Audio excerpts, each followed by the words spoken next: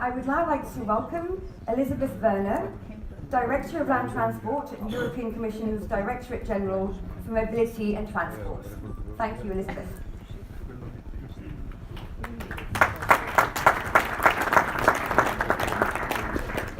Hello, good morning everyone. I came by bike today. But of course I travel by rail whenever that's a possibility and an option. And most of all, in case you had difficulties entering your choices in Slido, what we really want to achieve is combinations of the different modes of transport, because I doubt anyone made it by plane right to the door here. Let me just say that I'm really pleased to be here this morning, and I'm impressed to have such a full and large room already here, and I'm sure in the afternoon it will be increasingly busy upstairs in this open hall. I'm pleased to take the floor opening the Shift2Rail Info Day, because this is opening the year 2019 of the Shift2Rail activities, and the year 2019 for Shift2Rail, for rail research and for innovation promises to be a very active year. On the one hand side, of course, we are looking to Shift2Rail to keep delivering. Full steam ahead, bringing the innovations to the market. On the other hand, and I think that will be a big theme as well today, we are in the middle of the negotiations, starting to see pictures emerge of what we want for the future. Future of Horizon Europe program, the proposal was made by the Commission in June last year. Future discussions on the continuation of Shift2Rail as a partnership and future innovations in rail. So this call for proposal and the year 2019 for me really are a bridge between the present and the future rail research. And actually I would expect from the Commission on behalf of DG Transport and Mobility that your proposals will be at the same time very concrete, very implementable, showing results in a very short time, but also visionary and opening this perspective for the next and future period. Where do we start from? Of course, after just 2 years of activity, we can already today see and feel that Shift2Rail is very strongly supported. It has become a main actor crystallizing all the rail innovation, and we're seeing substantial deliverables starting to emerge. Topics included in the annual work plan 2019 are also opening the way for the future. And I want to pick out just a very few of them, because one of the things is that there is such a rich panoply when in fact it crystallizes, in my view, around two big topics, and that's automation and digitalization. Of course, you can decline them and you will see subtopics like intelligent asset management, integrated mobility management, preventive maintenance, artificial intelligence. For me, they all fall under these broader headings. And we would like those to contribute to this overall ambition of making rail much more attractive, much more performing, and fit for customers and citizens' need. Also, this innovation potential can finally help us to break some of the age-old obstacles and barriers that we have had in the railway sector, in the railway system. And I'm thinking here particularly about the language question, which really, I think, technology has all the elements to help us overcome this as a continued obstacle for cross-border transport. I would particularly like to encourage you to think about projects coming from the widest possible area of participation. We would like this call to be more inclusive than ever in terms of scope. We would like to see more diversity in terms of the actors participating, from the big and well-established companies with the long history through to the SMEs and even startups, because we cannot and we do not want to rely only on incremental research. The good news is that, of course, we have very ambitious plans for the future. We continue to think in the big ticket items for the future Horizon Europe research. The budgets as well, I think, will be consequential, and the discussions, as I said, are ongoing on the future of the partnership. I can say loud and clear that from the Commission side, we're very committed to continue this partnership and the research activity in the rail sector. And we want to streamline it, we want to focus it, want to have the maximum effectiveness. And one area I want to really underline as well is that we want to be much better in terms of bridging between innovation and deployment. So with all the projects that you have in mind, in the back of your mind, that are starting to take shape and that you want to discuss here today, what also matters to us is that it will be deployed in a way to bring benefits to the sector within a reasonable time frame. I think that's also one of the lessons learned when we look back at Shift2Rail so far. There has been a wide number of impressive projects. We have seen a couple of demonstrators already last autumn. We hope to see many more demonstrators. I won't name any of them because I cannot name all of them, but I was really impressed by what can be done. And it's the type of solutions when you look at them, you think, yes, it's obvious. Why didn't anyone think about this before? Huh? And I think this is the sort of really promising projects that will actually make it into reality. But so the widest possible participation, the most concrete possible projects to have deliverables soon, our effort and our commitment to continue this support and to make sure the deployment can happen very quickly. For transport as a whole, it's digitalization and decarbonization that are the two big topics for the future. And as far as rail is concerned, what we need is a much more flexible, reliable, cheaper railway which can compete effectively, and complement the other modes of transport, bringing us back to the Slido results and how you got here this morning. What we want is a credible plan, and we want to see faster results so that we can make this case for continuing what we consider is a big success. So I warmly encourage you to use the opportunity of this Info Day to ask your questions, to be in the best possible conditions to apply for the call for proposal 2019.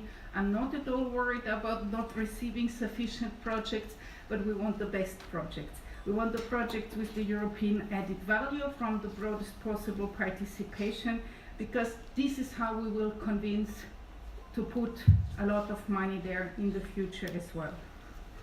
Shift2Rail is very good. It's as good as all the projects that you are submitting and the difference that it can make to the sector. So my final message is, ask all your questions, don't be shy, dream big, put forward your innovative ideas, and we have a lot of challenges and opportunities, but really we believe in this project and in the ideas that can make the difference. Thank you very much.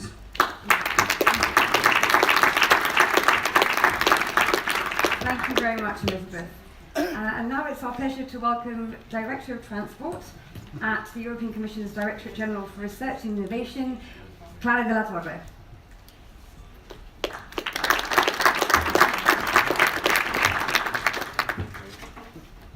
Good morning to everyone. Thank you very much for being, as Elizabeth was saying, so numerous here.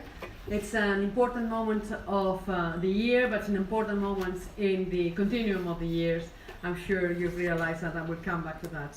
And I'm here from DG Research and Innovation because together with Director General of Mobility and Transport, we are co-partners, co-sponsoring this fantastic partnership, which is Shift2Rail. I would like to emphasize a number of, Elizabeth has shown to us very well which are our challenges, which are our achievements, and I would like to emphasize a number of them, and perhaps look at other parts of our programs and of research that might be of interest to this audience. You know very well that Shift2Rail has been building up progressively but impressively and continuously to what you are today. And this year, this is leading us to a year where you have a call with 150 million euros, which is an important amount when we consider what we were investing in rail in the past. There are 18 topic areas that I'm sure you know now by heart, but you will be investigating further today. So grasp the opportunities that this call is making available to you, and open up your partnerships and minds to get fantastic projects through. At the same time, I would like also already to thank those that have been working in Shift2Rail and that are working in current programs, in current projects, because as Lisa was saying, the program is as good as you are. And if the program is good now, it's because the work you or others not in this room have been doing is being very good. So consider submitting a proposal. Excellent proposal, otherwise with the little money we have, because 150 euros is a lot, but it's very little for the challenges that we have. And thank you for doing all this for us. Then we have Shift2Rail, you know very well, you've heard a lot about it, but there are other opportunities that you might be interested in Horizon 2020. There is the call in particular, which is entitled Mobility for Growth. And there are a number of topics still open for 2019 with a deadline in April. And there are some topics that are being developed for 2020 in the work program. These topics are they are not specific to rail, but they are as important because they are addressing the cross-modal aspects, they are addressing horizontal issues, they are addressing the systemic dimension of our transport and mobility system. So go there, I'll tell you a couple more things. Go there, not only you will be appreciated as partners of these projects, excuse me, but you are needed as well in these projects. For example, there are topics that are still open for 2019, as I was saying, with a deadline of 25th of April, which include actions, research and innovation actions, developing an inclusive, digitally interconnected transport system meeting citizens' needs. So we have the transport system, we have the digital, and we have the citizens at the center. For those of you that might be representing member states or agencies that are operating in the name of member states, there is also a possibility to join, to be part of ERANET co-fund dealing with sustainable urban accessibility and connectivity. I don't need to tell you how important rail is in that context.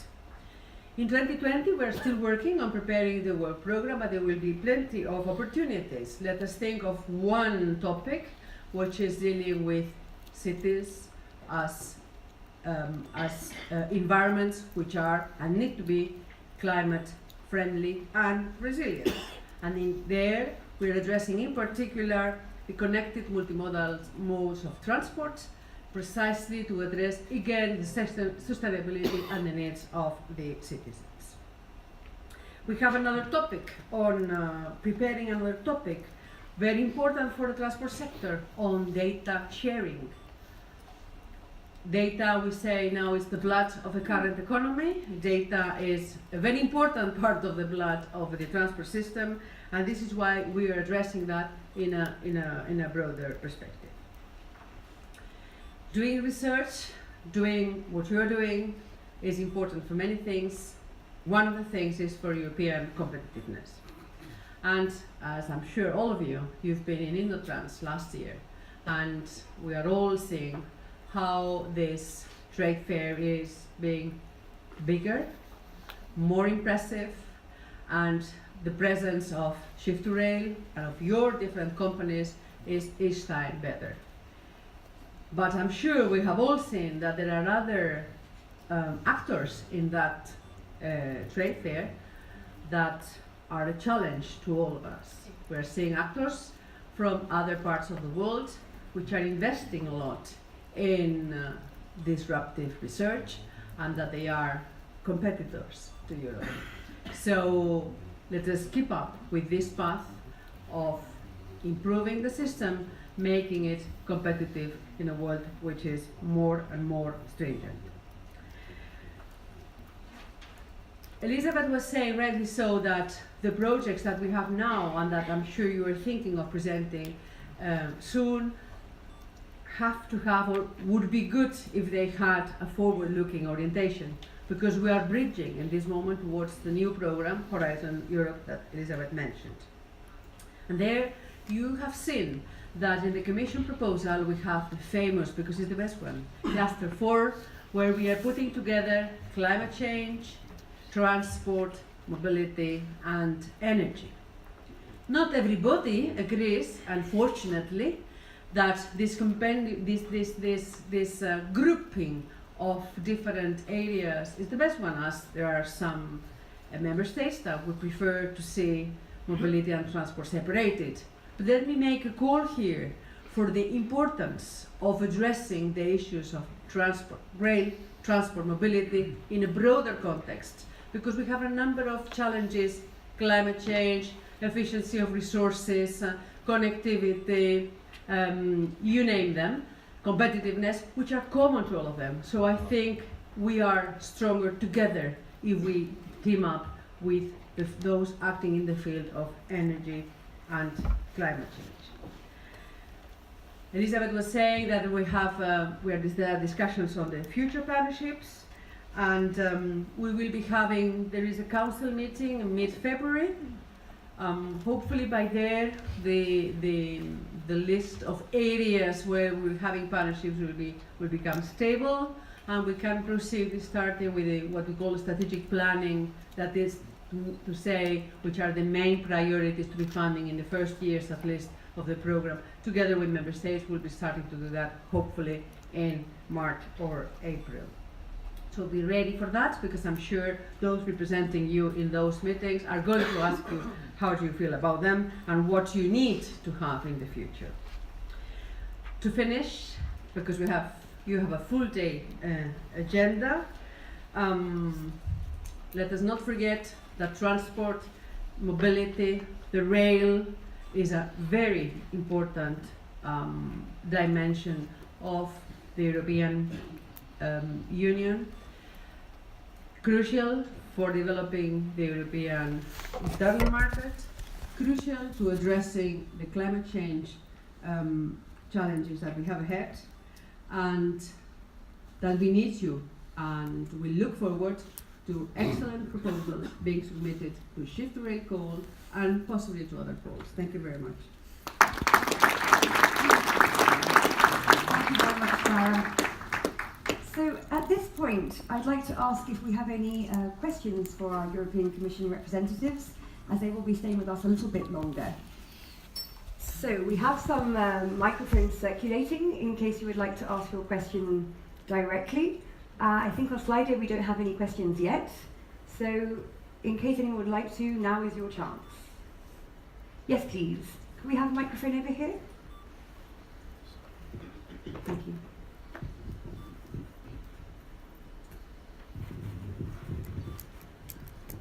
Thank you very much.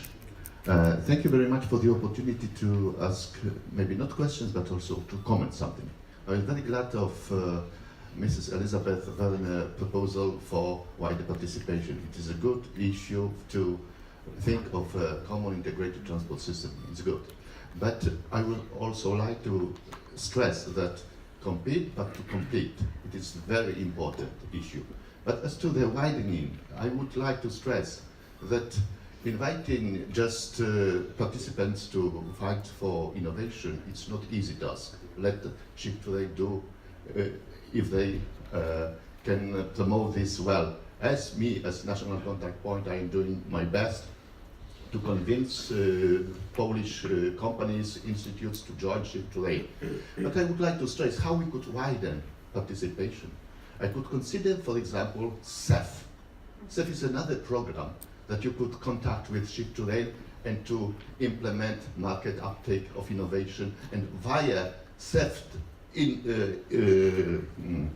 investments you can put to the market technologies that are really needed for this money that are being spent from the Commission budget. So I would recommend how we could also widen participation, sell results on markets where the rail sector has some bottlenecks. So via SEF, we could really do the great job for Shift2Rail and for the future. I agree what Mrs. Clara Della Torre mentioned, that we have to cluster, and whether it is mature to think of clustering energy, environment, and transport and other issues, we are still discussing, the Commission is still discussing. This is not the final decision, I guess. But me as a national contact point and expert at national level, I see that we have to cluster transport itself, because we think of further clustering. Because Shift2Rail has managed to do clustering perfectly, because he has invited on board all rolling stock, infrastructure managers, operators, IT players, and so on. So perfect job. But is all transport in Europe clustered like Shift2Rail? Before we cluster at higher level what the Commission proposes for Horizon Europe, let's think of that. Thank you. Thank you for the comments. Thank you. Would either Elizabeth or Clara like to make a comment? Well, it was a comment and not really a question, but I very much agree, and thank you for picking up on the 2 points. The first one, the most inclusive and widest possible participation defined by many criteria, including geographically to the call, will be very important. What I said is, of course, also pointing to our vision for the future, for any continuation of the Shift2Rail. And you also rightly mentioned Connecting Europe facility, because I also emphasized the bridge between the development of innovation and the deployment of innovation, where certainly we need to be extremely attentive to pick up with other community funding instruments what has been developed in any of the research programs. Probably, Clara, you would agree. And your vision of clustering is certainly also the one that we have in mind for the future Connecting Europe facility, where we want to emphasize much stronger. Connecting Europe facility is the infrastructure financing program of the EU budget. But it covers not only transport, and that's the point I really want to make, that we want to strengthen the synergies between energy, telecoms, and transportations. And also in the Connecting Europe facility calls in 2019, we are starting to pilot this increased synergy by focusing more on intelligent transport systems, focusing more on alternative fuels and energy provisions. And so I think this is the direction in which we're going, and thank you very much for underlining this again. I don't know if you'd like to add. Otherwise, I think.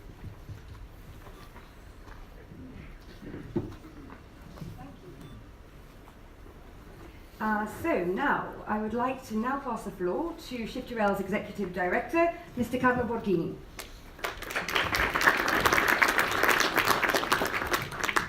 So good morning to everyone. Yeah, okay. So first of all, thank you very much to Elizabeth and Clara for your opening remarks. You set the scene, you said a lot of positive things on Shift2Rail, but we should not sit on what we have achieved up to now.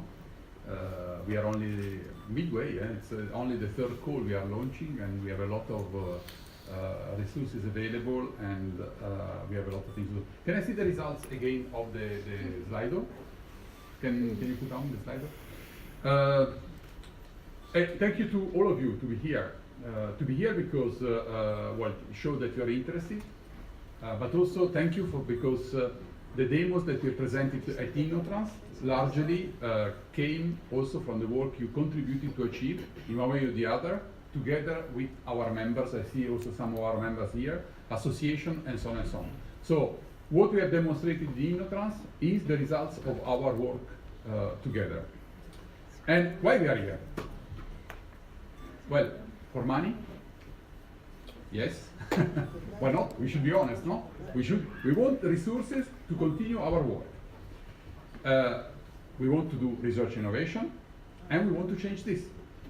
as Elizabeth said, we missed one question is, did you combine any transport? Yes, for sure we combine any transport because unfortunately we are not able to have a train standing in front or a plane landing on the roof. We will come with the drones and so on and so on. But 40% of people came most probably in medium distance by plane. And if you look and discuss about climate change and the decarbonization targets that we have in the European Union, COP21, COP24, the change will not be possibly coming from aviation because at the moment the technology for the next 20, 30 years will not be allowed to make the change in aviation, but we can do the change. We can offer a railway system for mobility and transport completely different.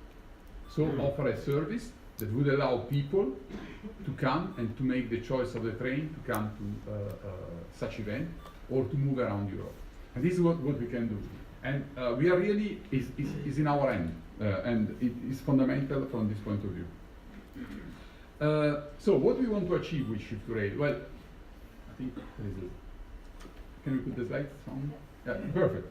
This is what we want to achieve. When I started here a couple of years ago, we had a technological program initiated with the strong support of UNIFE, with the involvement of some operators and so on and so on. In the last 2 years, we went back and said, we want to achieve a different type of world for people and shippers.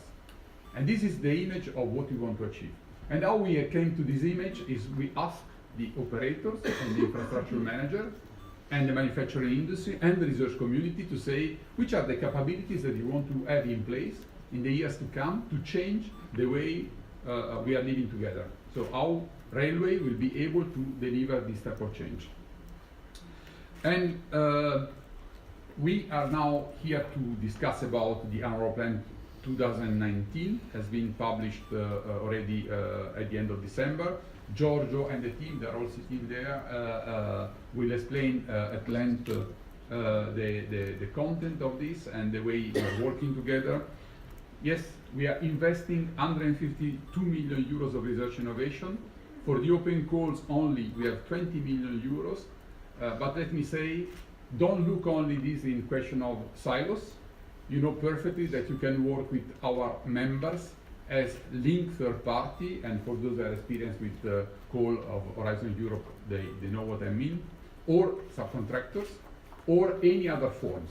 Because the idea here, we are a platform. As Clara said, it's not only the funding of Shift2Rail that can support railway, we are looking at multimodality with any idea that is coming from energy, from telecoms, from satellite. GSA has a call open also on this. So all these type of things can bring benefit to the work we are doing for railway. And I was just saying before, we can see now a lot of initiatives going on. In the Netherlands, a manufacturing company together with ProRail tested automated train operation. In Switzerland, they are going to do the same testing with based always on the specification that came up from the work that has been done in 92 in Shift2Rail. Well, it's only good. And more we have this type of connection, better it is for the railway system to change. In the call 2019 also, we have two main targets. The first one is going to accelerate the demonstration activities.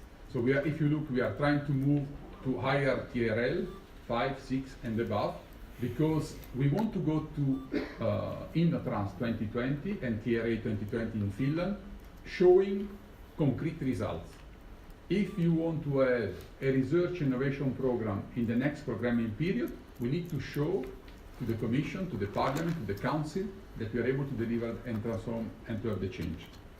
But at the same time, we are trying to look at what is come after. So we have a specific work on artificial intelligence, this is a minor one. We have a specific work on digital solution for the issue of the languages at the cross-border, for which we don't want to have long projects, we want some sharp, fast, SME or startup approach projects into which we want to deliver faster results because these are needs that we have today. If we want to change freight operation, we need to solve some of the border issues that we have today.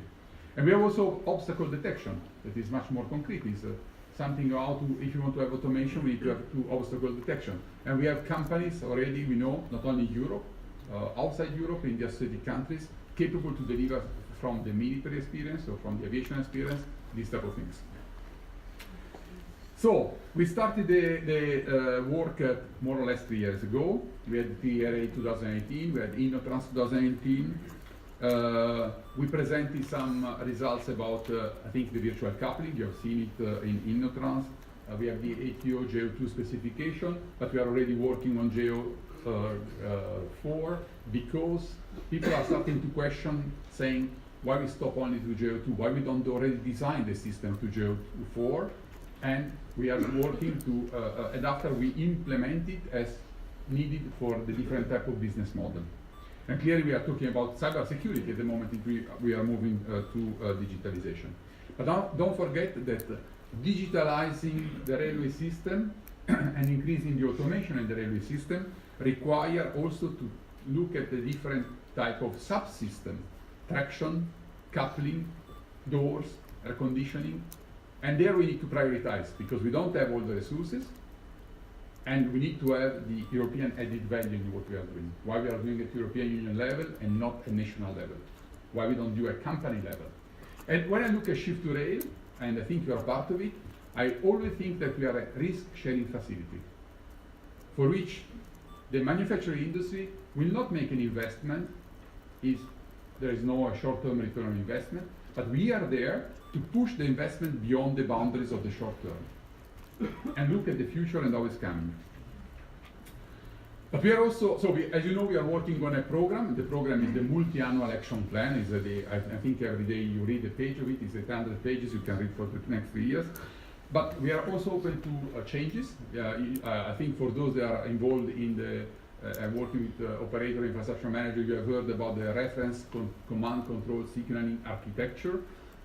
Work has been done at the initiative of Swiss, German, France, Dutch, and UK colleagues.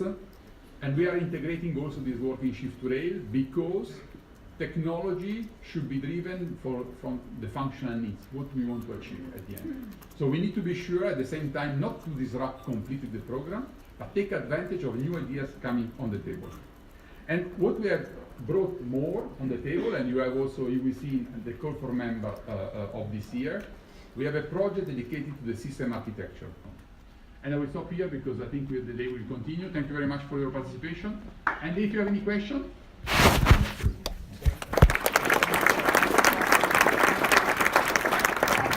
Carlo. Do we have any questions for Carlo in the audience? Yes, we have one over here, please. Thank you. Carlo Mannino from Sintef, Norway.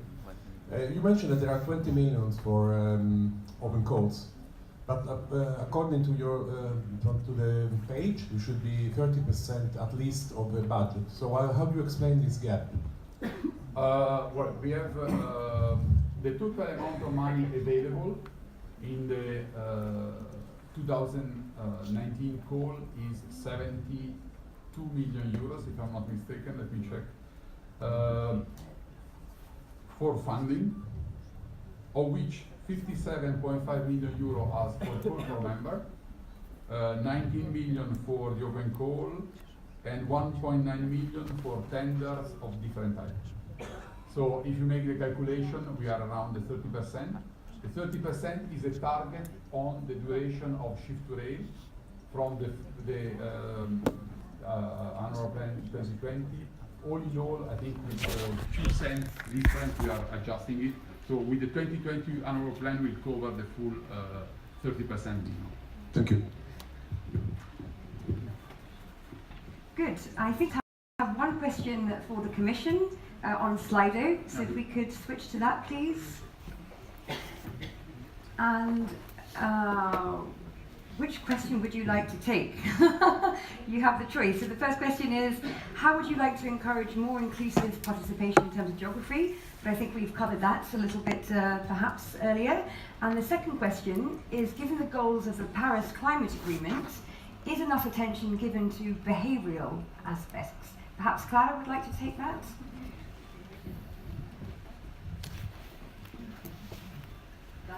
Thank you very much. Thank you very much. Both questions are very important, but I think Elizabeth already dealt with the encourage more participation. I can only support what she said.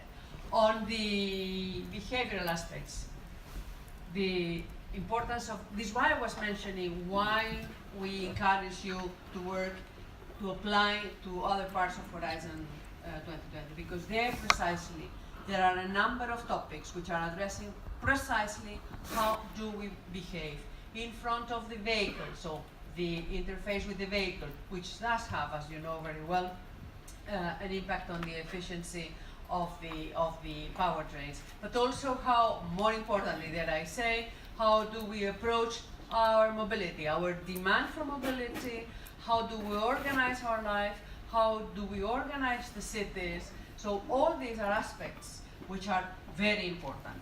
So in particular in those topics in Shift2Rail that are prone to have this dimension, I'm sure evaluators will have, I can imagine that evaluators will make that count in the evaluation that I say.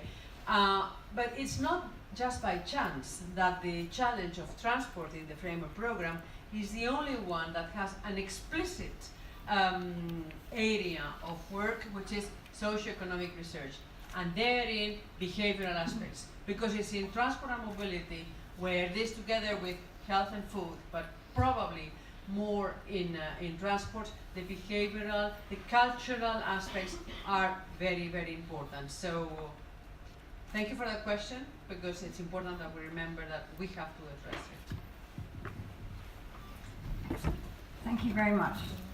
Okay, so as we have a little delay, we shall swiftly move on now to hear about the European Transport Network Alliance, ETNA 2020. So to tell us all about this and how they will be organising this afternoon's pitch session, please welcome Elena Angiolini.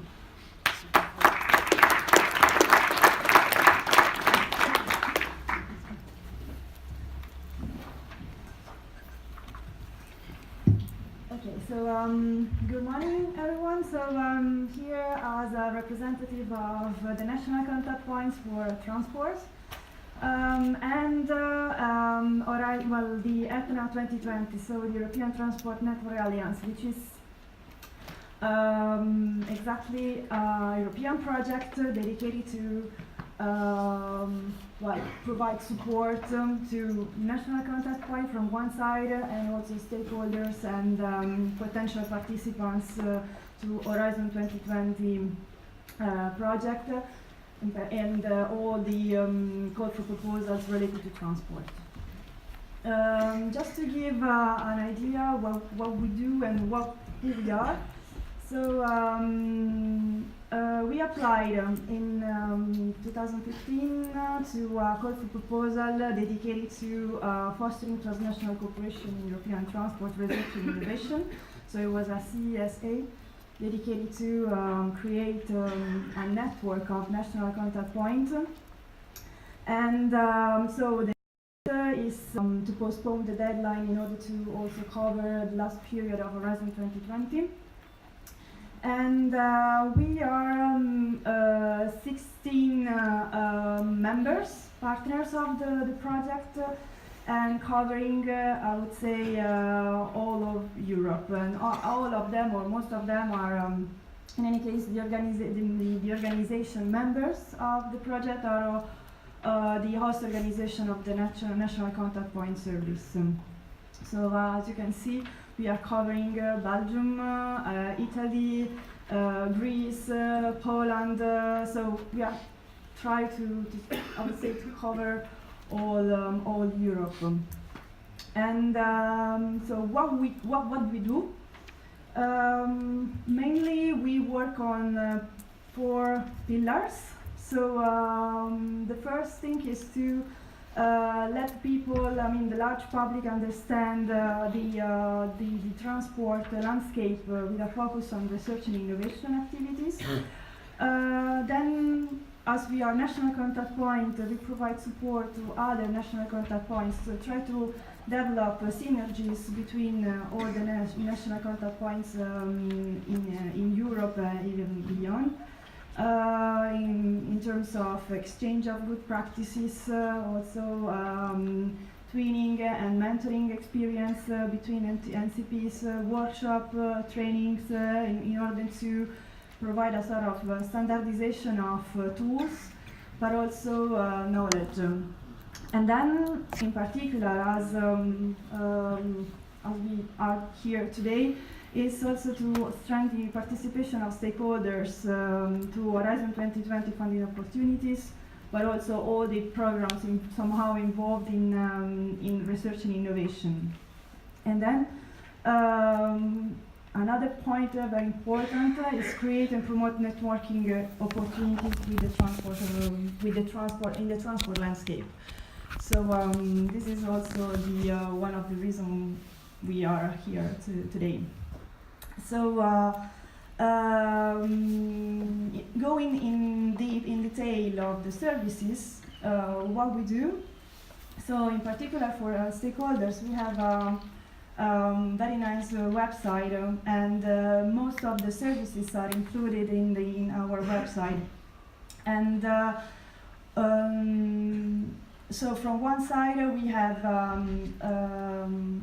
we did a sort of map of the funding opportunities in Europe. So not only Horizon 2020, but there's also the opportunity to check in our website if there's funding opportunities with an international, I would say, character. And so you can check if at the national or regional level there's some opportunities for you and for your international partners. So you can use it as potential participants, but also as if you are looking for partners also, and also for to have new, I would say, opportunities to cover part of your project idea. So this could be, how we said, synergies between funding opportunities.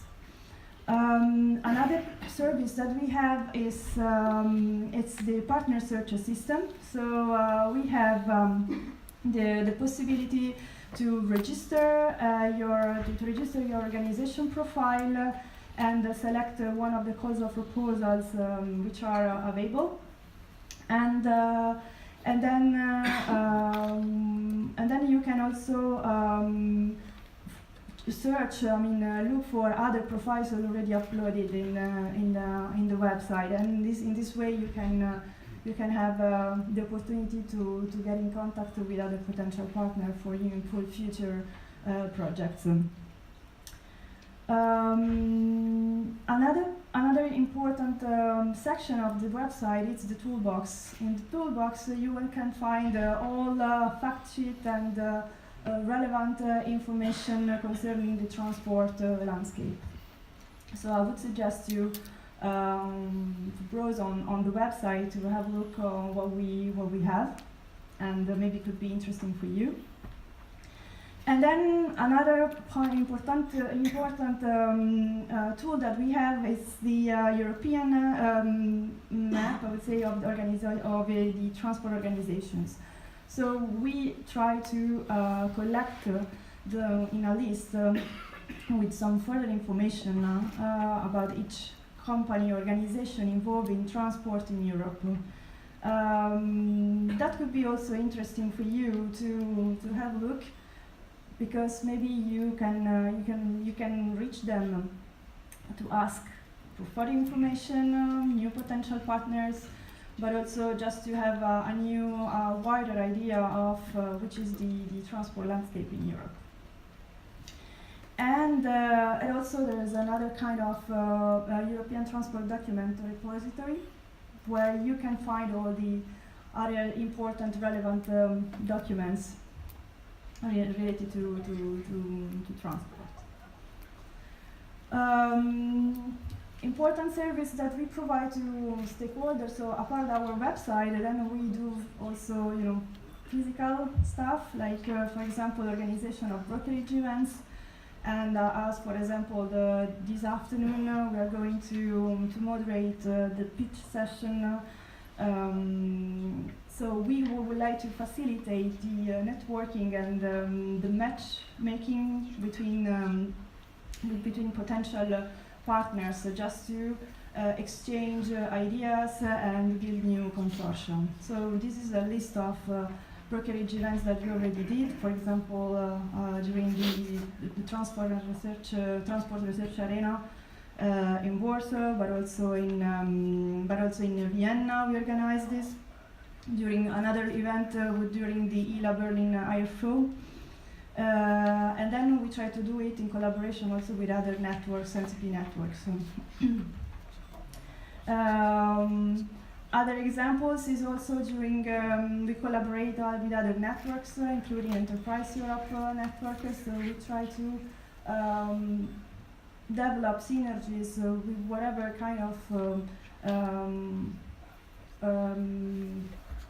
groups or association or organization that would like to facilitate the networking including where the transport could be somehow included.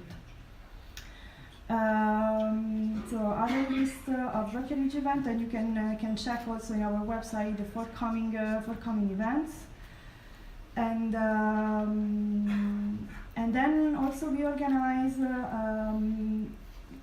some activities dedicated to stakeholders, which are the academies, so a kind of training events addressing potential coordinators willing to participate in Horizon 2020 Transport. We already organize 8 trainings this kind. We also organize webinars, which are uploaded and available in our website. And we also organized already proposal pre-check event once in Zagreb, and probably are going to organize another one in September. So stay tuned and have a look in our website still, because probably some information will come soon. And then we organize, also try to facilitate international cooperation also with other third countries. So we participate also in workshop with during the event, also not in Europe but abroad, and for example in Korea or in Chile. So and probably we're going to organize something more in the forthcoming period. If you want to stay tuned and to get more information about ETNA and the events related to transport, I think you can register to our you can register to our website and ask for our newsletter. You can follow us on Twitter, and also the main tool would be should be the transport our website. Sorry. And what about today? I would like to give you some practical information about the pitch session of this afternoon. So after the lunch break at 2 o'clock, we're going to start during the parallel sessions the pitch session. How it works? We will have around 30 minutes and to present 6 pitch. So the picture have been already selected, so you received the list during the registration, so you have already the list of the pitch. So the picture, they will have 5 minutes, not more, not less, so we will keep the time. So if you finish your presentation in 5 minutes, okay. If you don't, we have to pass to the next one.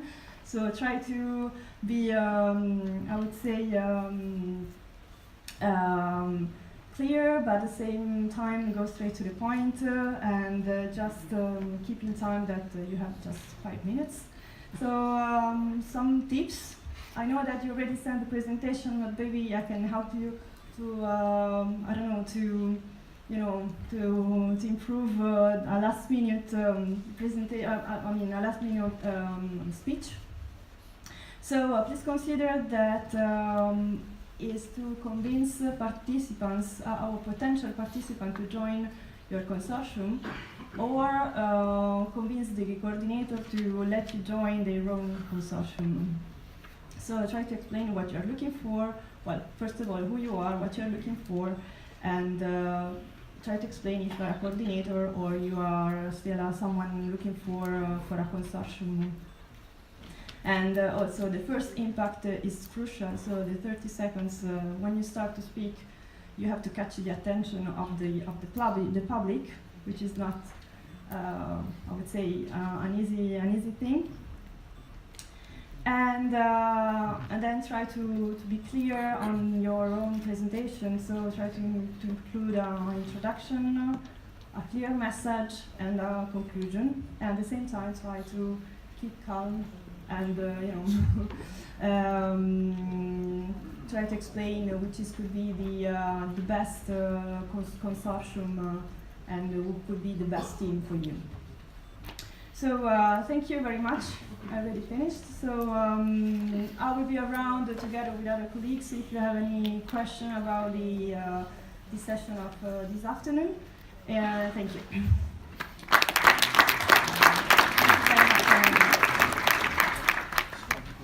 So, as we have a slight delay, I would suggest that indeed if you do have any questions for Eleanor, perhaps you can take them in the lunch break or directly this afternoon, as she'll be here until the end of the day for the pitch session. We now will have a short coffee break, and I suggest we meet here again at 11:15 sharp, please, so that we can continue with our program. And the next session will be looking, of course, at the call itself and all the activities under the innovation programs. So until then, enjoy the break. So, welcome back, everybody. I hope you had a chance to mingle and recharge your batteries, so that now we can continue with our morning program, which is dedicated to a session on the call itself and the activities under each of the innovation programs. To lead this session, it's my pleasure to welcome Shift2Rail's Head of Research and Innovation, Giorgio Travaini.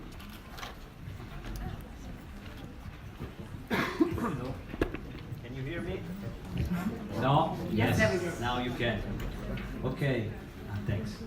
So, as you can see, the stand is standard, like the rail sector has a lot of standard, but it's not fitting my side, so I'm going to innovate and go in front of it. So please do the same when you apply to our call, innovate, don't be scared to challenge standards, regulation. This is the place where you get there. It's Shift2Rail. Well, I'm the head of research and innovation, and I have the pleasure to work with a wonderful team of program manager, which you can find sitting here.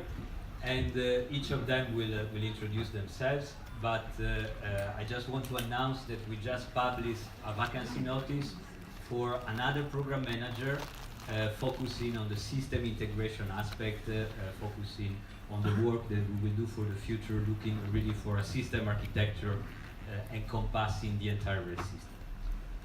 So if you're interested or some of your colleagues are interested, please go on the Shift2Rail website and apply. So today I have the burden, if you want, or the task to present you a bit the administrative part of the course. So when it is about content of your projects, breaks the rule. As again, go against standard regulation because we need to innovate. But when it is about applying for a call, you need to follow the rule, and these are the rules of H25. And you have also to look into our program. So how we define our program, you can find shortly summarized on this picture. So you have in Shift2Rail a master plan, which is setting out the direction where the Shift2Rail Jota is taking us to go.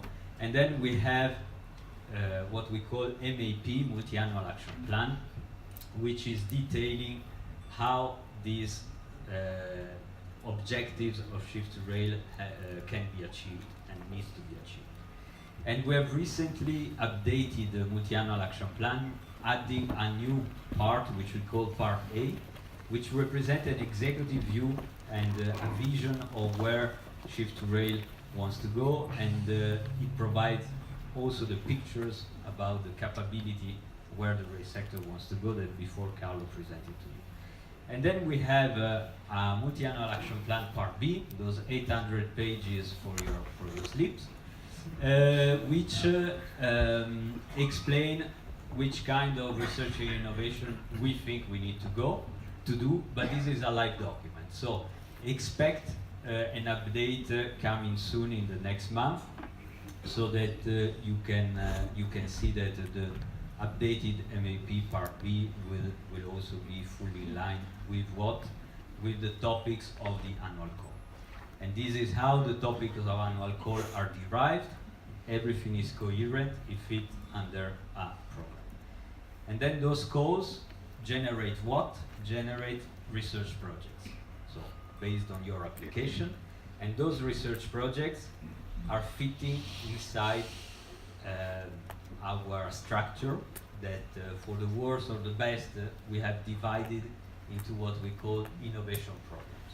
So also today, after my presentation, each colleagues are responsible for one innovation program, and they will explain to you what this innovation program is covering.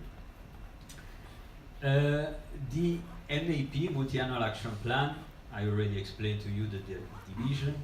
It has an estimated value of about 777 million euros of research and innovation activities, and based on that, as I mentioned to you, we are drafting and creating the annual work plans, then the call, and we award the grants accordingly. So the call of this year concerning the annual work plan that is present in the annual work plan 2019 has the following values. Before, Carlo already mentioned to you the reason of the division, but here you can see also the number of topics, and especially you can see that all innovation programs and the cross-cutting activities are covered by at least one open call topic. I will explain to you the difference in a moment between the CFM and OC, call for member or open call, and then we also implement our program also through tender. So today we're not presenting to you the tenders because as such they have not yet been launched, contrary to the call for proposal, but be aware that there are in the annual work plan 2019, you can read about that, 4 tenders, one linked for an implementation of a framework contract linked with ERTMS, and there is another one probably interesting also for you in terms of innovative let's say techniques for data exchange in freight in an intermodal context. If I go to the next, so this it's the part of the rules that let's say I'm going to explain to you how to read our code so that you avoid mistakes. Okay. So firstly we have I cannot point it out, but on your left you have the topic number, and in there we are providing a distinction OC or CFM. Here in this example it is OC, which stands for open call. What it means? It means that this topic is foreseen to be let's say covered by a non-Shift2Rail member. So at the end of my presentation I will show you the list of all the Shift2Rail members, but this is important because when you build up your consortium, if you are replying to an open call, you cannot have a member of Shift2Rail within your consortium as a beneficiary of this proposal, because it will be an exclusion criteria. Okay, so your proposal will not even be evaluated if you have a member of Shift2Rail in your consortium. And please pay attention, because it's not only the member but also the affiliated entities of the member, okay, that are considered as member. Why? Because on the contrary, the member can apply only to the topics defined as CFM, call for member. Okay?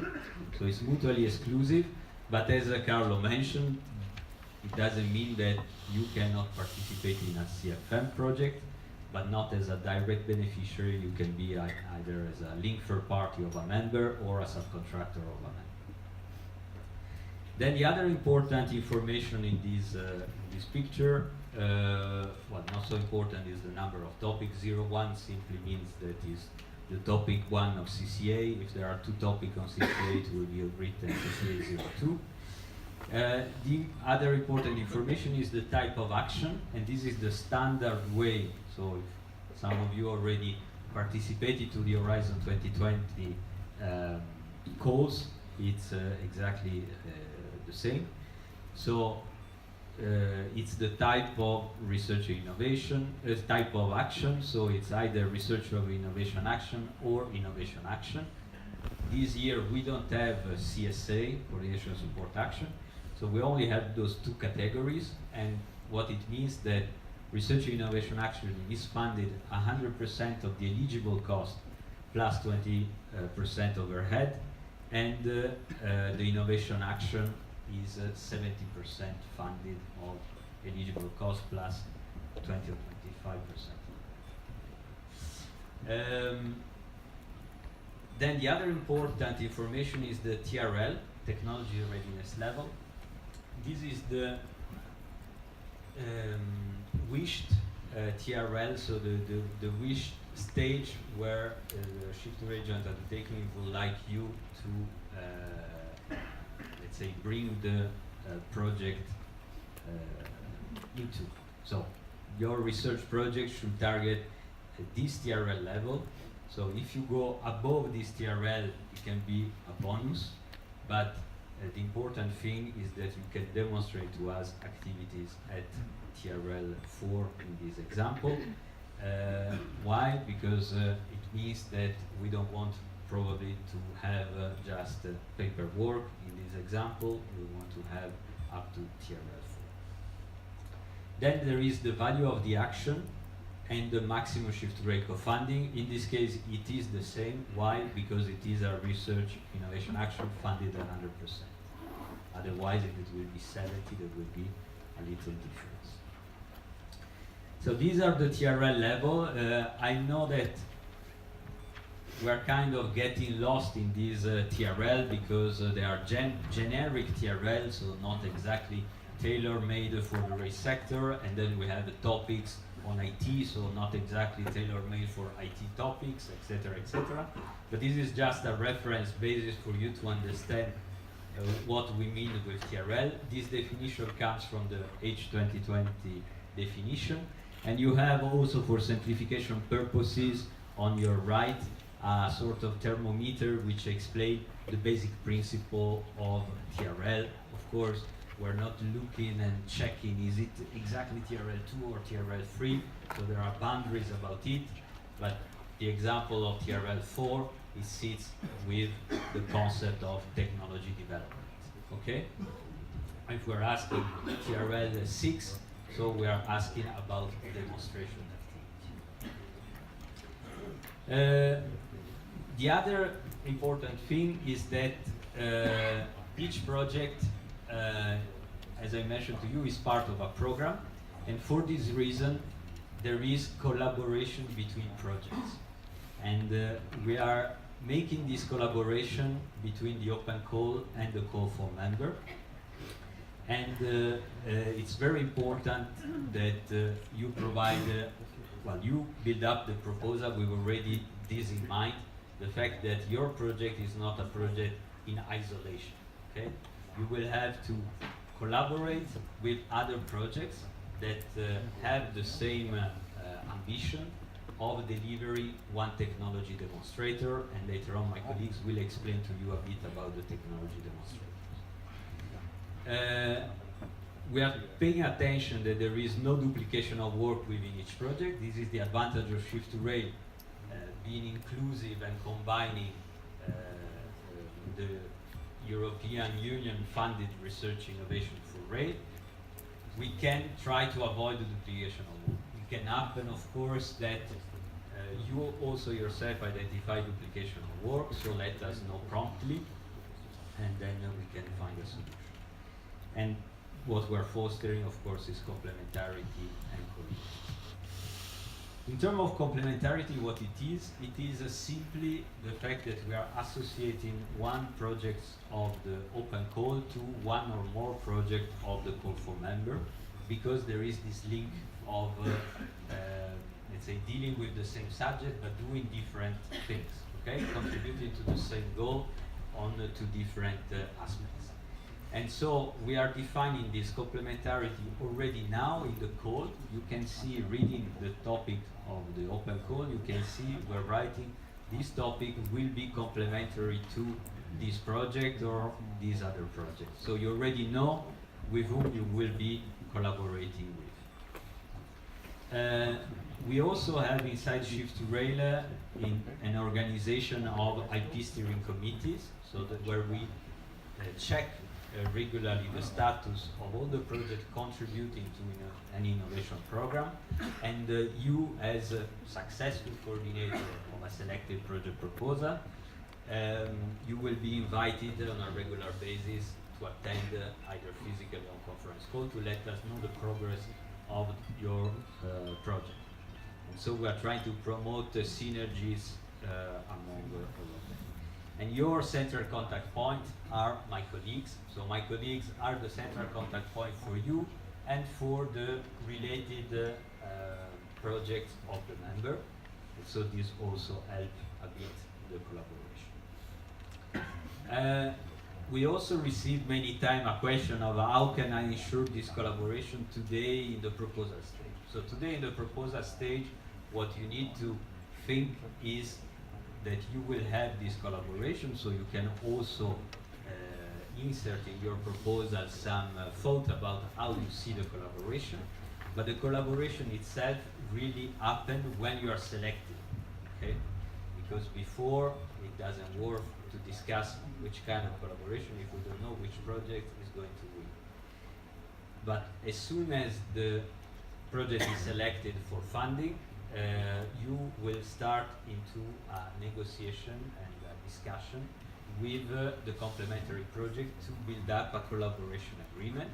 And this collaboration agreement will cover questions like who does what, handling review progress, making sure that the timelines of the two projects are more or less aligned. You will find that in the call text of several open calls, we already provide an indicative expected delivery date for some deliverables, so that we are as much as possible aligned, but there will still be misalignment when we finally select the proposal. So all of this will be discussed at this point. And then to conclude my introduction about the administrative aspects, so here you can find the list of the Shift2Rail members. We have in our membership consortia, and here you can find the detail, the companies that are behind the consortia. So all of those companies cannot be beneficiary on open call project proposal, neither their affiliated entities of those companies. So you also know all of this is also in the Shift2Rail website. Thank you.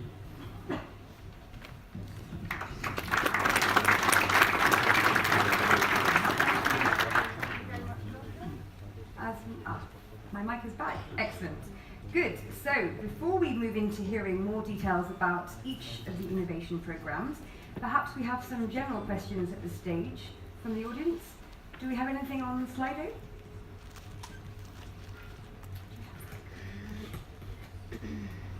Okay, excellent. Can you still become a member of the Shift2Rail joint undertaking? Sure. Hello? Yes.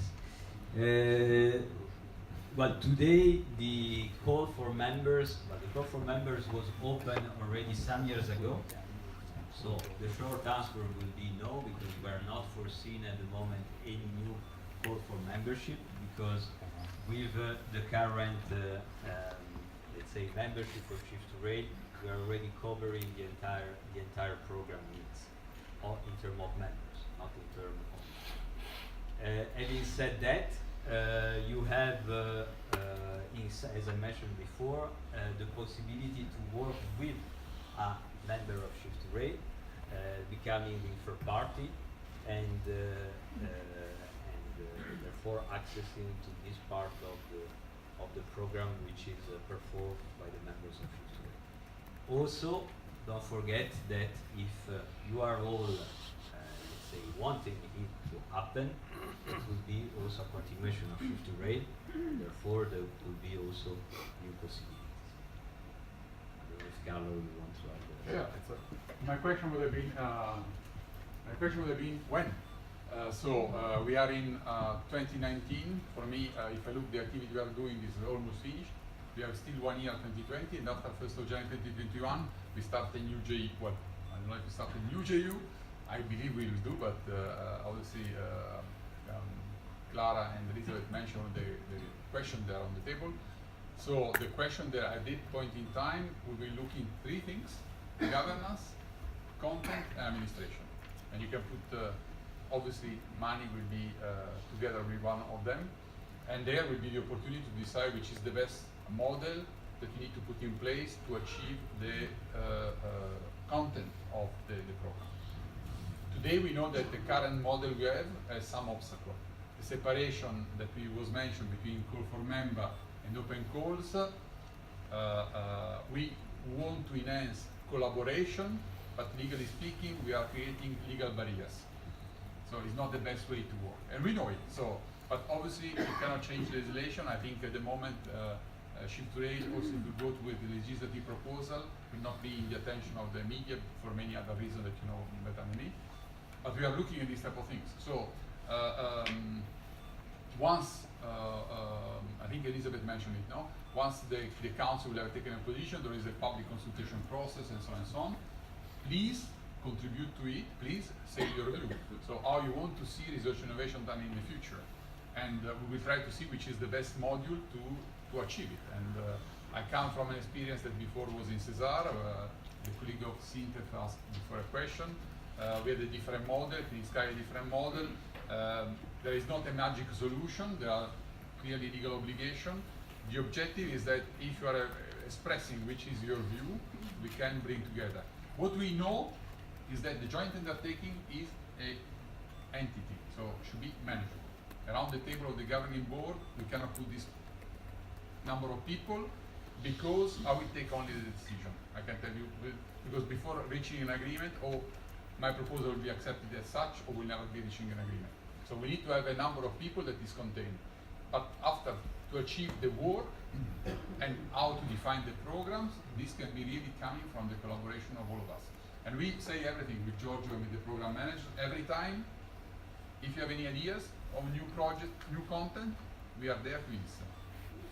So also now, if we are preparing already the annual plan 2020, has been sent to the governing board, has been sent to the state representative group, has been sent to the scientific committee for their advice.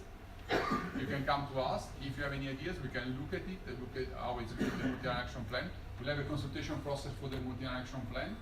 It's your opportunity to come back to us to bring ideas, and we can do, well, I go back to what I said, money is still a limitation in the sense that we have 450 million euros. If you are able to have more, we'll be able to achieve more. Thank you very much. The macro. Great, thank you for that answer. And so now I think we're ready to move on to hearing about our first innovation program, also known as IP1, which is all about cost-efficient and reliable trains. And to present this, please welcome Sébastien Denis.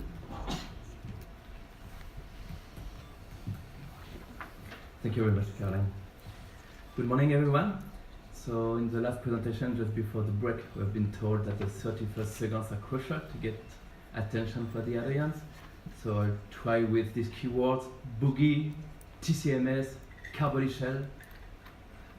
Hope I got you now. In any case, for the next 10 minutes, we'll have the pleasure to introduce you the content of the IP1 and the expectation of the 2019 course.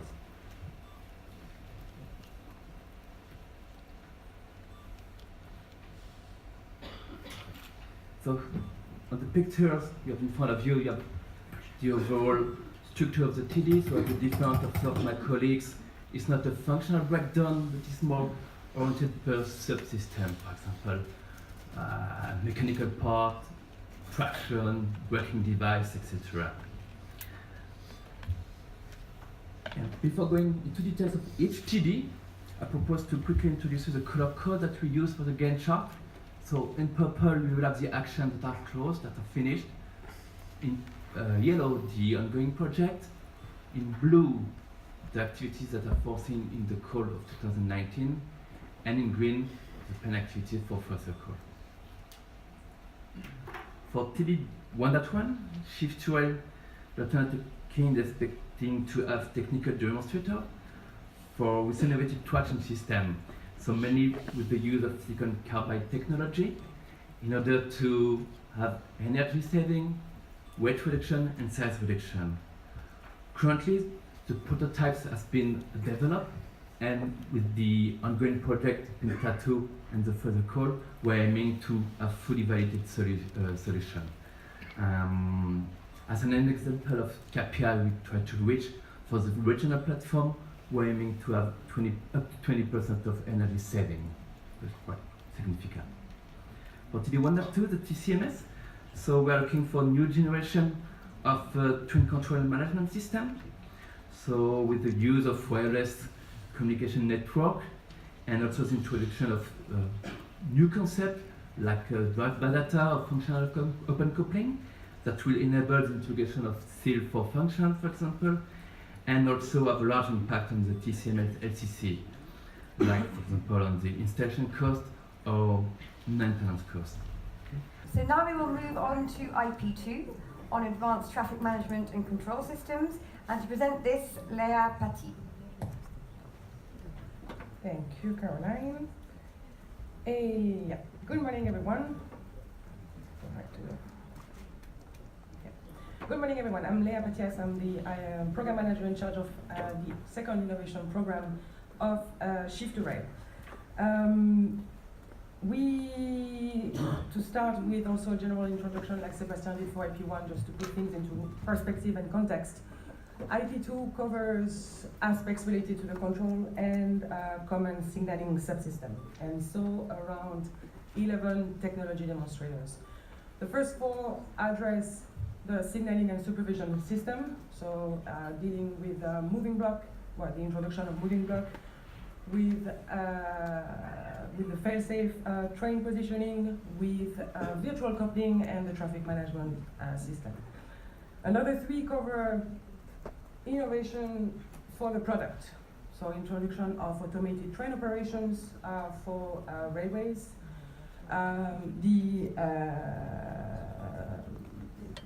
the smart connected trackside object controller, as well as train integrity. Another two cover improvement in terms of processes and project lifecycle. So talking about introduction of zero on-site testing, so no more field testing for the signaling part, and moving on to 100% laboratory testing, as well as with exploring the introduction of formal methods for application in the railway domain. The last two cover innovation in terms of communication and data protection, so development of an adaptable communication system for ERTMS, so basically moving from GSMR and trying to make sure that the system is resilient and can adapt to future technologies, as well as developing the cybersecurity aspect or component that is quite important if you're talking about the full digitization of the system. Where we stand? Thanks, Sebastian, for explaining the color code, so I don't have to go through that. Let's start with the first CD, as I was just explaining, the adaptable communications. The work has started in 2016 with the support of several projects on the side of a members project, but also open call. One of them finished very recently at the end of 2018. The overall objective, as I said, is really to try and develop a system for ETCS, so the European Train Control System, that will allow using new communication technologies. So we're talking about LTE, we're talking about Wi-Fi, 5G, any further evolution, including satellite communication. The TD has worked quite well and quite a lot, so we have some big, let's say, achievements, starting with the user requirements, business models, and very recently, a few days ago, the draft specification for the entire system itself, which are now going to go for review with the rest of the sector, including the European Rail Agency. And of course, the TD will and has already started to work on prototypes, which are obviously going to be tested in the coming month or couple of years. ATO, Carlo already touched upon that this morning. Introduction of automated train operations over ETCS. I'd like to specify that we are using as a baseline the European system and not any legacy system at national level. The big achievement last year was the publication, the finalization of the draft specification for grade of automation 2. It's quite an achievement because we also managed to have them reviewed by the European Rail Agency and the sector involved in the TCS maintenance of the specifications. So this is quite good because this is also preparing the future and the future integration, hopefully, of the specifications in the CCS TSI in a couple of years. The field tests are expected to start very soon and to be completed by this summer. And that would be it for the grade of automation 2 part. When it comes to grade of automation 4, this is a little bit more challenging, as you can imagine, as to be moving to full unattended train operation for railways. Work has already started on the use cases, user requirements, and they have started on the specifications, and the work will continue in the next years. TD 2.3, 2.4, and 2.5. So moving block, fail-safe train positioning, as well as train integrity. They are going to leave an exciting 2019, as it's going to be quite pivotal in terms of evolution of the work. We are expecting all of them to deliver their full draft specifications, which are going to be used, like any other TDs in IP2, for development of prototypes, as well as moving on to the testing and validation phase. So I would strongly suggest to continue monitoring our website so that you can see the evolution of those 3 TDs in 2019. Yeah. Zero on-site testing. Also in 2018, they have delivered full generic test architecture, which was quite a big step for the TD.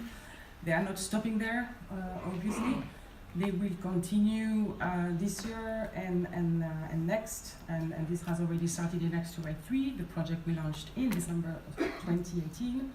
They will continue with the testing and the validation aspect, and also improving and increasing, or at least adding new functionalities to the test architecture, stemming from the different developments that are coming from the TDs inside IP2. Formal methods is linked to the work plan 2019, is the first TD that will be one of the 3 TDs that will be addressed in the open call for IP2, open call topics. So I will enter into a bit more details later on, but good to know that they have also advanced. They have started in 2017. They have developed and validated the taxonomy part for the introduction of the formal methods. What we are going to look into for 2019 is to move this into demonstrators. Virtual coupling, that was the only TD of IP2 which had not started until December 2018. It's part of Shift2Rail 3, as well as covered by an open call launched at the same time at the end of last year. We expect and we hope the TD will have a fast ramp up so as to speed up the activities. A strong link is ensured, and the GU will keep entering it with IP1, since Sebastian mentioned it. IP1 and wireless TCMS TD has made some huge steps, especially last year when it comes to virtual coupling. So the idea would be to use also the experience, but also applying it to mainland railways and not only to the trams. Traffic management system, and I'm getting to the end of this bit, is the second TD that will be addressed in the open call of 2019. So the TD TMS is strongly building on one of the lighthouse of Shift2Rail, Into2Rail, which was finalized a couple of years ago. I will come back to that once I enter a little bit more in details of the description.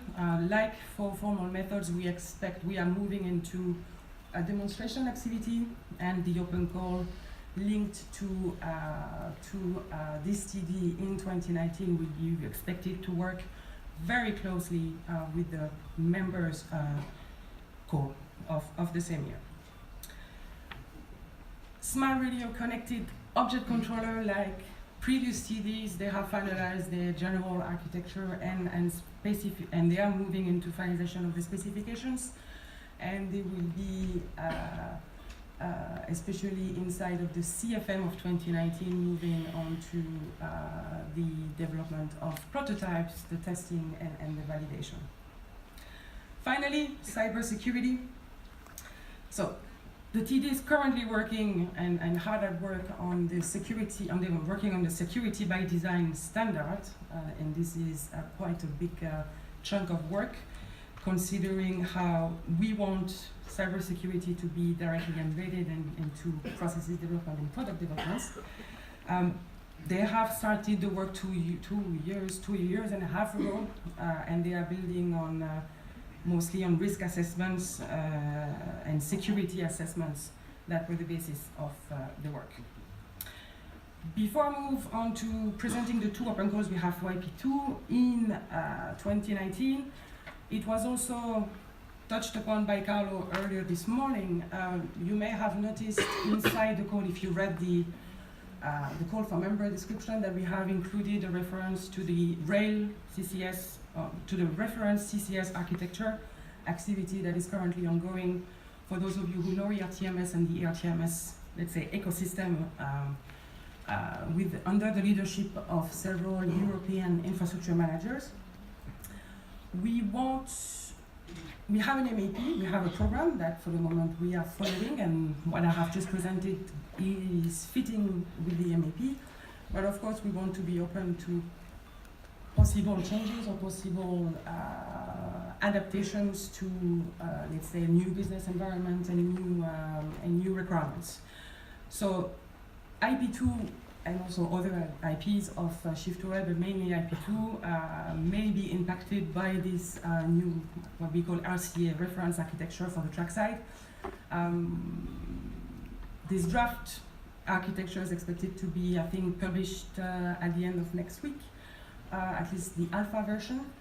And we want to make sure that the members' projects will take into account in the next few months, while building their own proposal, the inputs and outputs that will be coming from this activity. So for those of you who were wondering why the call deadline was in June, this is the reason why, to leave a little bit more room for adaptations and for work. Now, as I said, we have two open call topics under IP2 for 2019. The first one is linked to formal methods and cybersecurity, and the second one is linked to traffic management, the TD traffic management. For the first one, it's a research and innovation action. We expect the action to go up to TRL 4.5, at least as a minimum, for an overall budget of 550,000 euros. Complementarity will be, like for all of the Shift2Rail projects for sure, very important, with X2Rail 2, as the formal method activity is ongoing under X2Rail 2, and X2Rail 3 for the cybersecurity part. So we have two main work streams under this topic. For the first one, on formal methods, the idea is really to support the CFM action and the TD in the building of a formal method demonstrator, which is expected to give a sense of a real possible application inside the rail industrial domain. The second work stream, cybersecurity. For those of you who may be involved in cybersecurity in the rail sector, but maybe in other sectors, you may be familiar with the concept of CSRRT, the Computer Security Incident Response Team.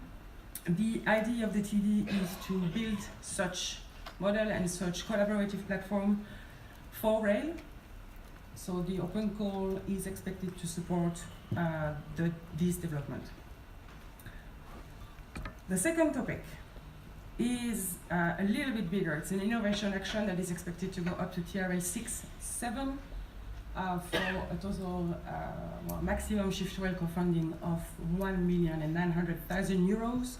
And this topic will support the testing of the prototypes that are currently under development inside the TD 2.9 TMS, and develop a demonstration platform where all the prototypes will come and hopefully plug in order to perform the testing, the validation, and the verification. This specific topic will be not only linked, complementary to the CFM action of 2019, will also be complementary to CCA, since under cross-cutting activities we have an activity on integrated mobility management. We also expect good links between those two actions. If you've read the topic, I will not enter into the details because there are a lot of bullet points and a lot of details, but you will see that we expect there are a lot of, let's say, specific requirements laid down, and we also expect, and we've listed all the deliverables I mentioned into Rail, the Lighthouse project of Shift2Rail, that are used as a basis for the work of TD 2.9. All those deliverables are available. We put the link to those deliverables, so please have a very close look to those. And we really, for sure, expect this specific topic to align with the CFM when we'll have a CFM and an open call later this year, in order to make sure that both fit properly and that the demonstration activities will be able to be carried out successfully until the end. Thank you very much.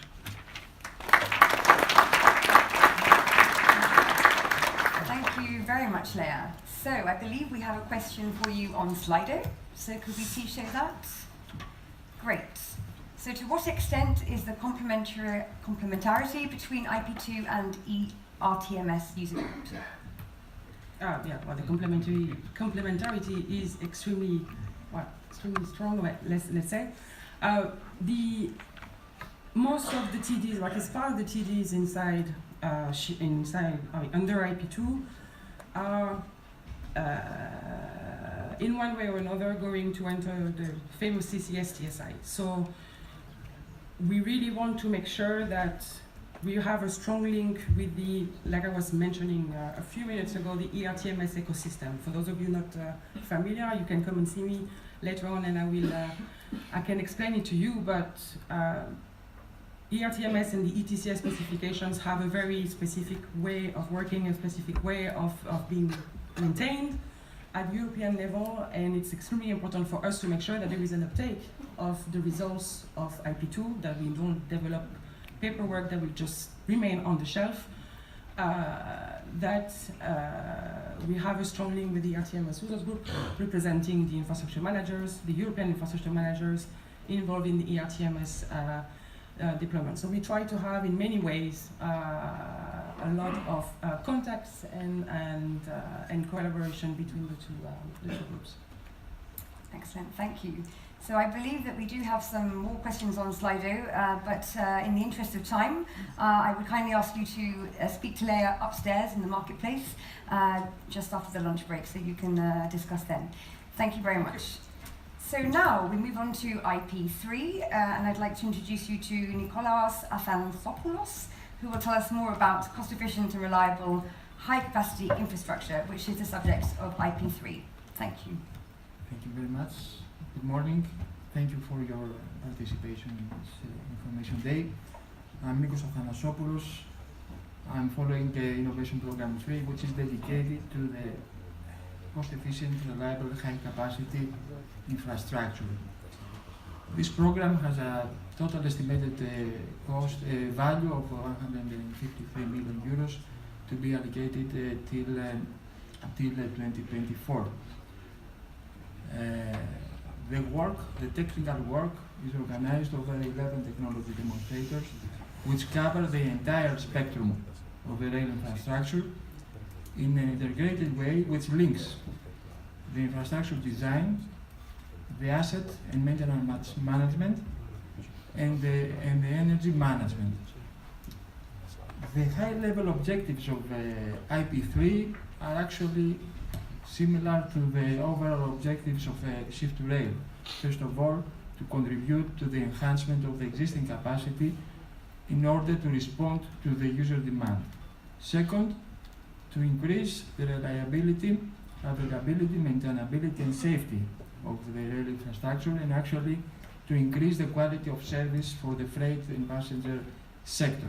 And third, to reduce the life cycle cost in order to make the railway, the European Union Railway, more competitive if compared to the rest of the transportation modes.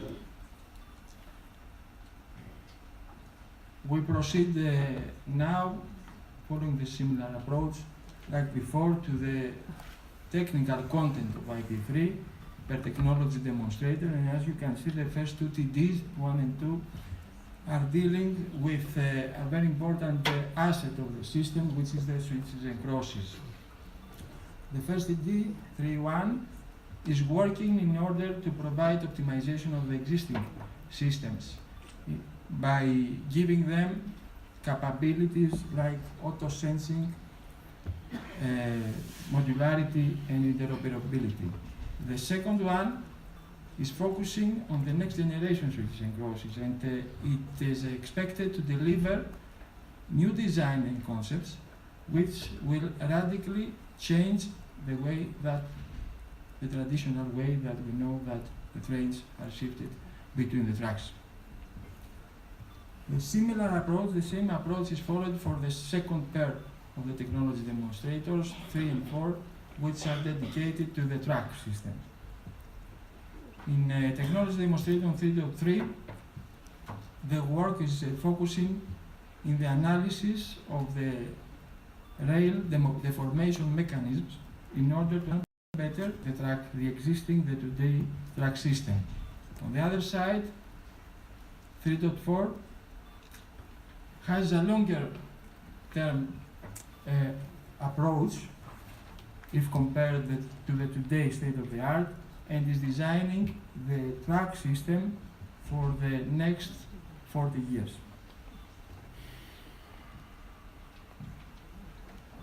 TD 3.5 is very interesting because it is working on two very important assets of the system, tunnels and bridges.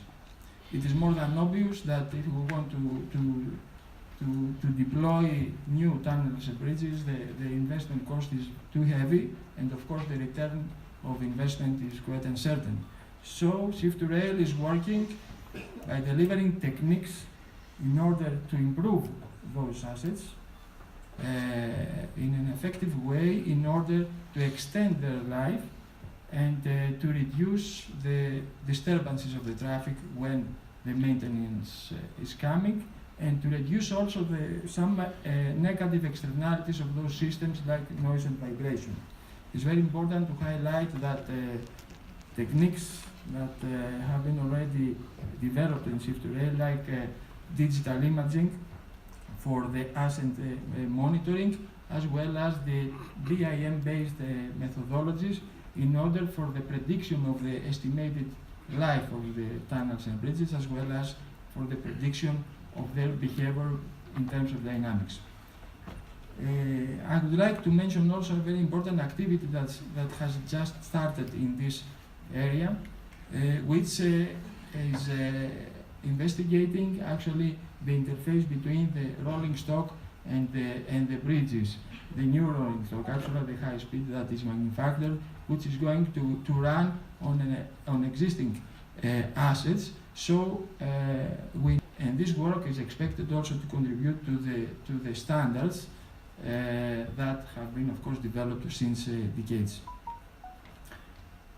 The next three technology demonstrators, 6, 7, and 8, actually constitute the intelligent asset management system that Shift2Rail introduces, which shifts actually from the reactive maintenance to the condition-based and the proactive maintenance for the benefit of the life cycle of the infrastructure, but also for the benefit of the operation.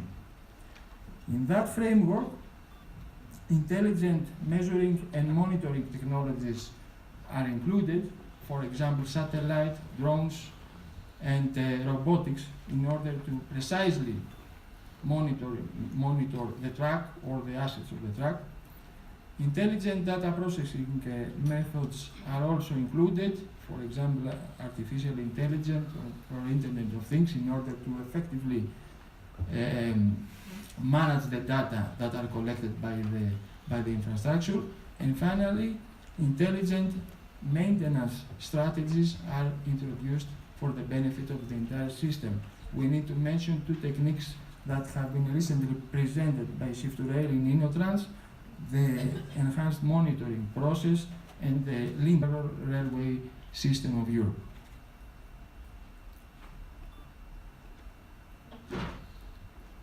The next two TDs, 9 and 10, are composing actually the energy management of the infrastructure of railways.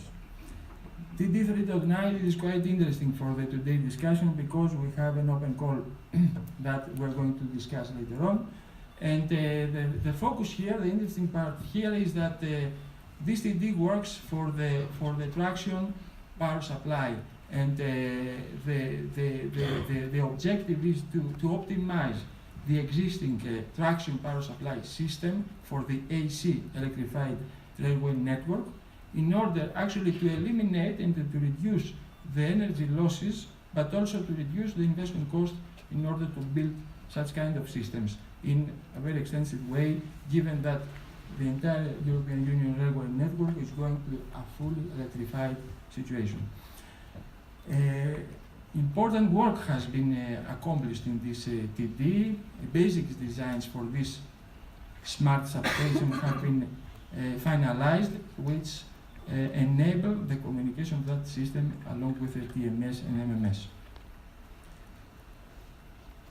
Technology demonstrator 3.10 is quite important also, is related also to the energy, and the high level objective is to deliver a platform which will measure all energy flows that run inside the closed system of the railway infrastructure, both from track side but also from on board.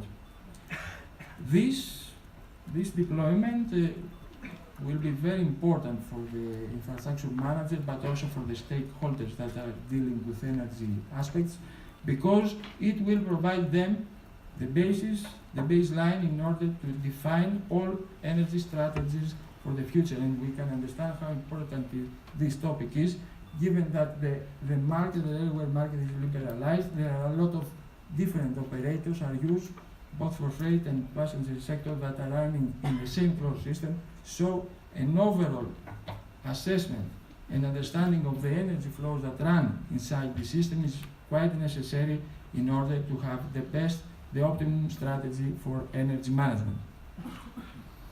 The last technology demonstrator, 11, is working in a quite interesting area, stations, future stations. This is the node of the system that connects the passenger, the rolling stock, and the infrastructure. And the objective from the IP3 perspective is to improve the satisfaction of the passenger, of the user, by delivering new designs that can meet the requirements of the passenger, for example, for information, for mobility, or even for ticketing, aspects that IP4 deals with, for the platform to train interface in order to make it optimum for people, even for people with reduced mobility, to go from the platform to the wagon, and finally to provide strategies for crowd management even in emergency situations. Coming now to the objective of the day-to-day information day, IP3 has one open call, which is the future traction power supply for railways and public transport.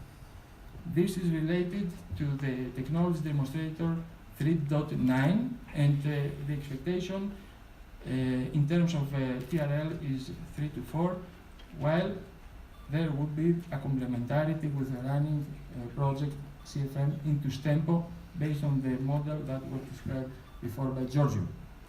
The ambition of this topic is to try to realize and describe the traction power supply of the future, take into consideration the future requests, but also the need for integration of this traction power supply system with the public grid.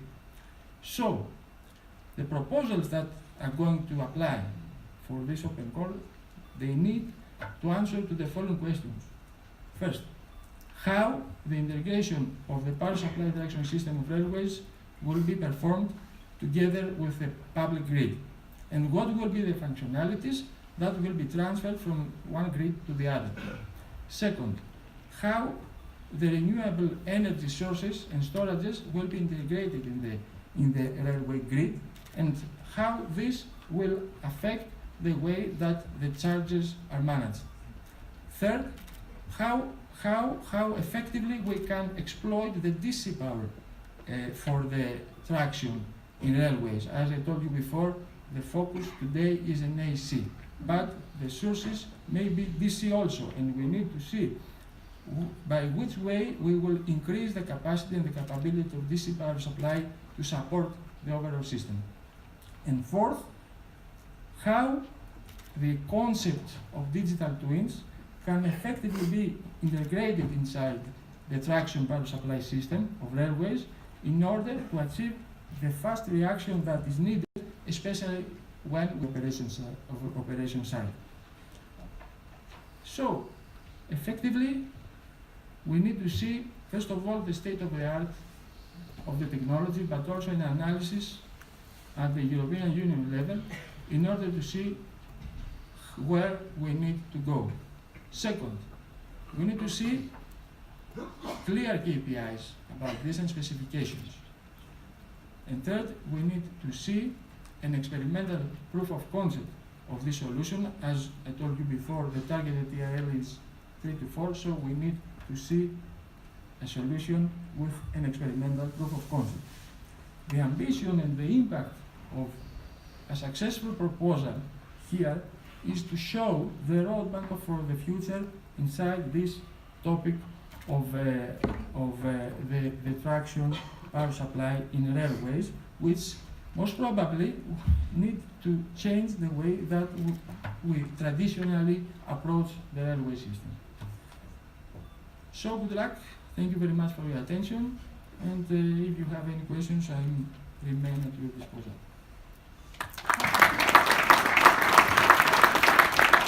Thank you very much, Nikos. I believe we do have a question, so if we could display that, please.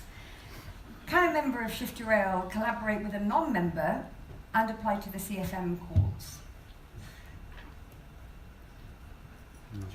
Is that perhaps better suited for Giorgio? Yes. Yeah. So can a member of Shift2Rail collaborate with a non-member in a consortium and apply to a CFM?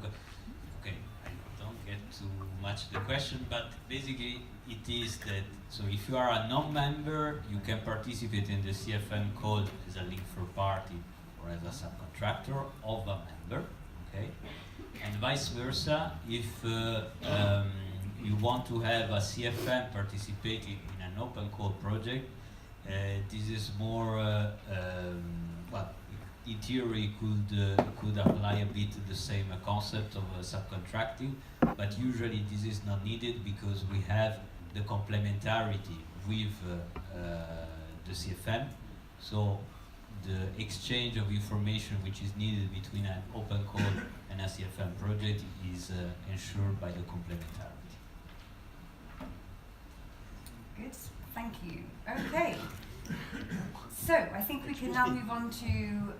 I think Before we have one more additional question, just which Perry. is, I see, this is quite technical.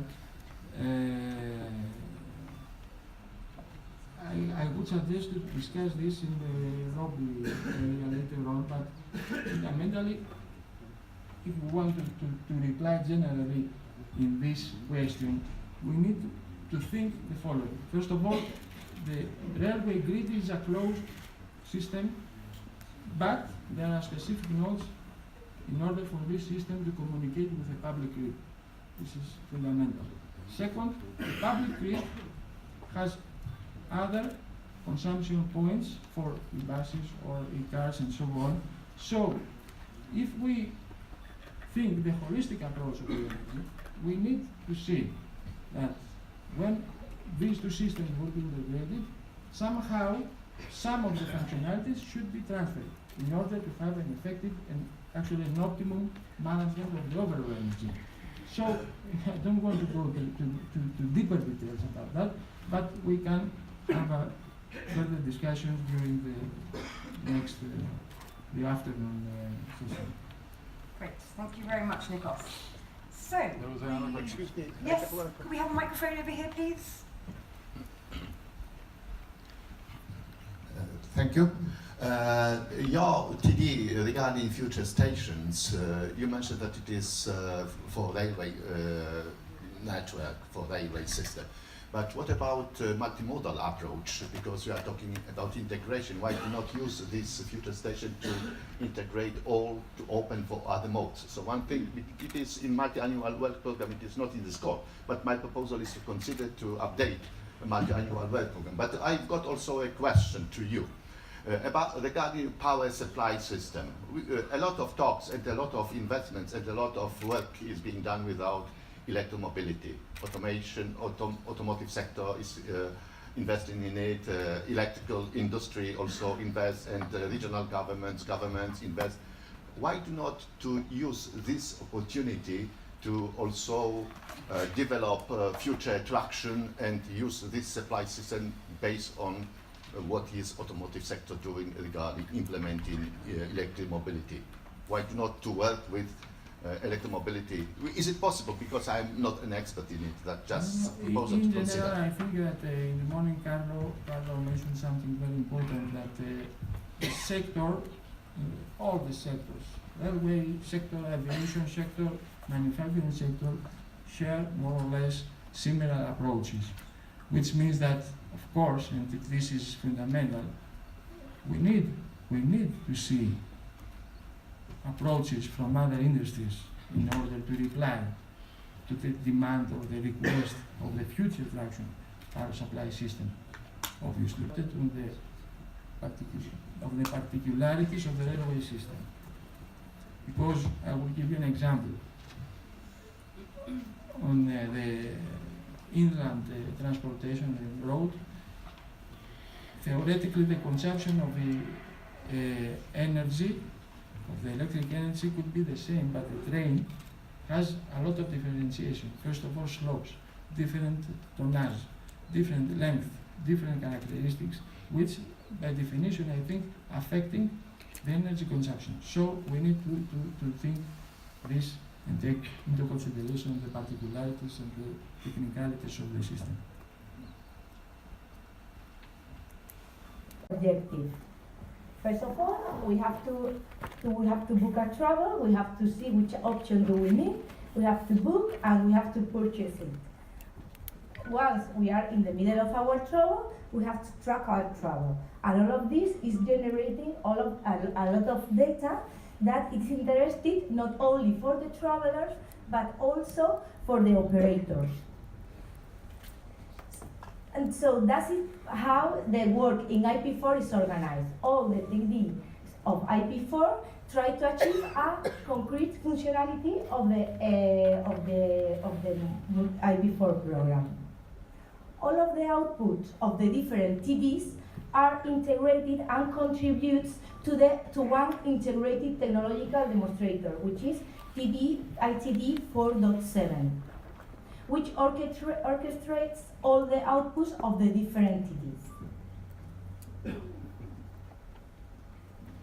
if we go to the first TD, it is really important to achieve multimodality, and as the first TD is the interoperability framework. The interoperability framework tries to remove all the obstacles existing to achieve multimodality. So, for example, we have a lot of amount of data, different formats. We have high cost for the different travel service providers to integrate with each other. So IP4 TD 4.1 is working towards removing all those barriers. How we are working to achieve that? We are working to achieve that through semantic interoperability. Different projects are contributing to the outcomes of this TD. At the moment, well, we have 2 open calls. We have already finished at the end of last year, which are go far and start. But we have also further work that is being developed, not only in an new open call, which is a sprint, but also through a long-term project which is connected, dealing with all the obstacles of the interoperability framework. So the next TD is travel shopping. The travel shopping is the functionality that allows the user to plan the trip.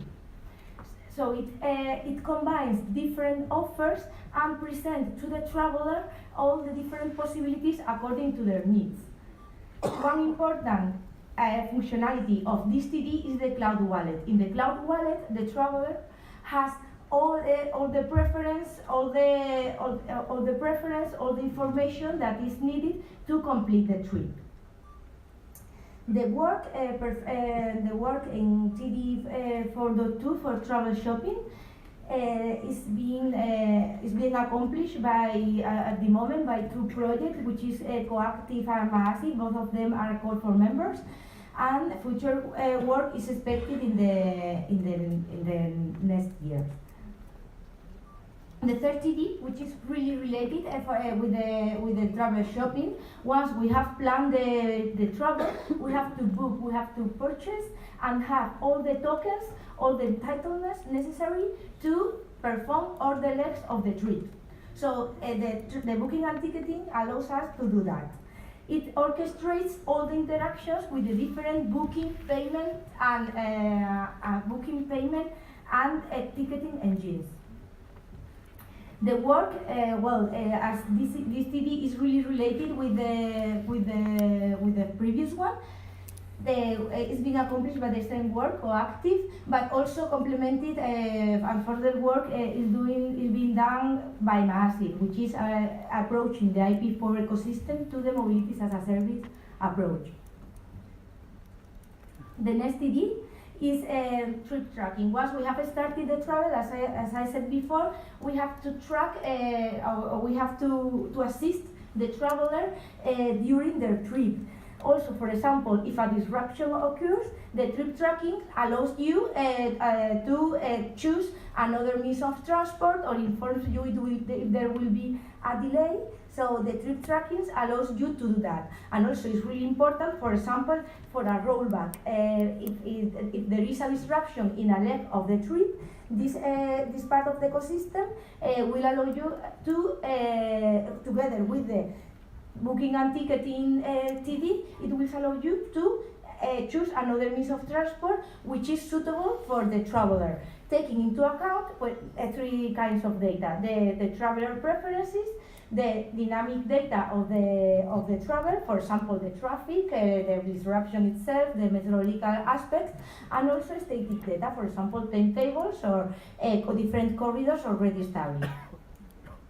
So the work accomplished for the trip tracking and also for the next TD that we are going to see afterwards is carried out in the project Attractive that will end in May this year, and also by Massive, the 2 CFM.